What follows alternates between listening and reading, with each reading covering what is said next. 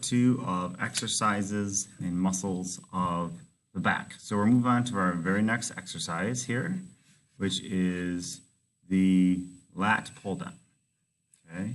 Now the lat pull down is a very good exercise. It works the latissimus dorsi, the teres major, minor, infraspinatus, etc.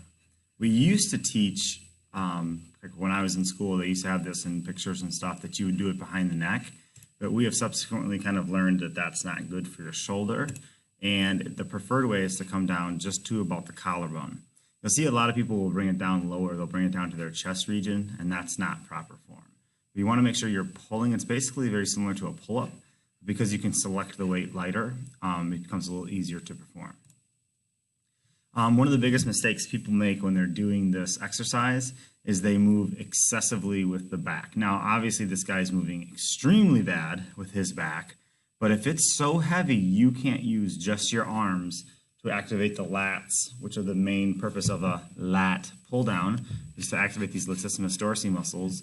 When you kind of move your whole body, you're not focusing on the muscles that it's supposed to target. Okay, next one's a pretty obvious one. We're all familiar with this. This is called the pull-up. And the pull-up is a little different than a chin-up. A chin-up is typically referred to as palms facing you, and then palms away would be called a pull-up. At least that's how the military describes it, and that's probably the entity in which the pull-up is most often used is in the U.S. military, historically speaking. So, and again, it's very similar to that lat pull-down in which you're using all the muscles of the back. The latissimus dorsi is a major mover, teres major, minor, infraspinatus, and the rhomboids. Now, in a pull-up in this manner, you'll definitely notice the biceps will be very sore, but they are synergist muscles. They're not the main purpose of creating this action. There are other ways to do a pull-up or alternatives. We did this in class once, if you recall. It's called a pull-up negative, and what this lady's doing here is she is jumping up, holding herself up here, and then slowly letting it down. So here, the main focus of this kind of style of a pull-up is to heavily load the eccentric portion of the movement. Okay, that does over 50% of the muscle damage, so it can be very, very effective. Okay, another alternative to doing them conventionally, if you're not strong enough to do that, is to utilize a band. And what the band does is at the very bottom, where it's very hard to get yourself going with a pull-up, the band will take whatever depending how thick it is, it'll take basically some of your body weight off. That makes it easier for you to do it. We've had students start with the very heavy bands, and then over time we work them down to using a thin band, and eventually they're able to do pull-ups on their own. It's a very effective way to get yourself from 0 to several pull-ups on your own. Okay, this next exercise we remember from the first couple weeks of school. It's called a bent over row. Again, all the muscles of the back are activated. The only real difference between this motion and some of the other ones is that you can see, again, the persons or the people here are in a bent over position. So since they're in a bent over position, the spinal erectors have to maintain the leverage of their back, and we'll talk about that in a minute. And so basically you're pulling against gravity for the concentric portion of this exercise, and that's why you have to be bent over. There's two alternatives to this that are very common. The first one here to the right is what we would call a supinated grip, where the person has their palms facing up or facing forward. And then we also have a bent over row version with dumbbells. Okay, so I wanted to talk for a moment about the importance of being in a bent over position when you're doing a bent over row. And that is that since we're trying to lift against gravity, which is pushing straight down like this, that's where gravity is going. And this dotted line represents the path of the bar. Okay, so in this position where he is here with his legs bent and his back nearly parallel with the ground, we can see that he's moving straight up against gravity. Okay, and that's what keeps the muscle. That's how the exercise is supposed to be performed. But to do this is very hard on the low back, and it takes a lot of discipline and core strength in order to just hold yourself in this position, nonetheless pull a weight up and down. And if we contrast this with like this kind of a motion, we can see here this guy's got a much higher position with his back, So his back is not as parallel to the ground as the first person was. And so if this is the ground, we can see he's got quite an elevated back position. And subsequently, this is the direction he's moving. Now, it's still moving relatively against gravity, but you can see that's not moving perfectly straight up and down against gravity. So I would call this person, say that this person is performing the exercise not properly.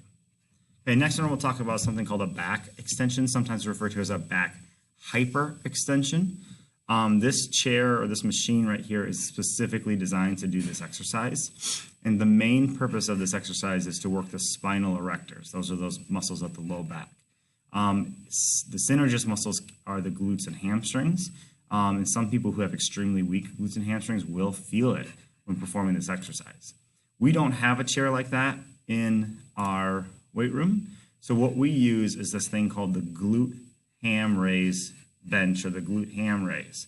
So this is designed to work your hamstrings as well, but in this position here, you can use it for back hyperextension. So we have 3 of these sitting outside the weight room if you ever want to do a back hyperextension. Another alternative is to do it on an exercise ball, and another alternative is to do it on the end of a bench with someone holding your legs. Of course, if you didn't have someone holding your legs, you would just fall off the front of the bench. Okay, so next one we come to is called a seated row. This is very commonly found in most gyms that have these selectorized or pulley-based pieces of equipment. Again, that rowing motion, the rowing motion is basically taking your hands from extension, finishing in flexion. Starting in extension, finishing in flexion. That's the purpose of that is what a row motion is. So in this specific exercise, we're working the latissimus dorsi, the teres major, minor, infraspinatus, rhomboids, etc. And very similarly, the brachioradialis and the biceps are synergist muscles. And you can see here that this gentleman has his spine in a very stable position. We can see if that red line represents his spine, he's not moving front to back. He's only using the muscles in his arm and back to pull that weight towards him. Okay, so this is a rowing machine. And the purpose of this machine is for fitness, and it simulates being in a rowboat. Okay, you're in a rowboat and you're pulling that thing towards you. We still call this a rowing motion. But I want those of you who watch this video will see this. This is not a seated row. This is a rowing machine. Okay, so some of the common errors that, we'll first talk about alternative methods of doing this. So this person has the wider lat pull-down bar, and that's an alternative way to perform the seated row exercise. You can also do it one-handed, like this lady is doing here. That's another way to do the exercise. Okay, so if we look at these two people, I would say that they are both making the most common mistake, and that is, if you see how much he's going from here to here, this guy, okay, so he's using the lumbar region of his spine. He's using his spinal erectors to help him pull the weight towards him. That's not going to isolate the lats and all the other muscles he really should be working on. Same thing with this guy. He's got a little jerk, pulling backwards a little bit, and that means he's using his legs. Look, you can see his knee go from bent to straight a little bit as he goes backwards. He's using his legs to help rep heavy weight. And that's not ideal because we want to isolate just the muscles. Okay, the next exercise we'll talk about is called the T-bar row. Okay, so this is called a T-bar row. And the purpose of the T-bar row is to mimic a bent over row. Now, I would like to see this guy bent over a little bit more, but because he's pulling against what we would call in physics a fulcrum, which is where that the bar is being held in one position. Since he's pulling against a fulcrum, he doesn't really need to be bent over completely because he's not just pulling against gravity, but he's pulling against the leverage that the bar creates. Again, it's a total back exercise, emphasizing that kind of rowing motion where you're going from extension to flexion. There are some machines or benches that I have set up where it will hold your chest so you don't have to stabilize with the core like you would in a traditional bent over row. That allows you to pull a little bit more weight and get bigger repetitions in the lats themselves. And alternatively, we have in our weight room an attachment that looks like this, like this guy's holding, that you slide onto the bar. And that allows you to create more of this wide grip like you would have with a stationary machine, but then you don't have to have a piece of equipment sitting on the floor. Okay, and that's it.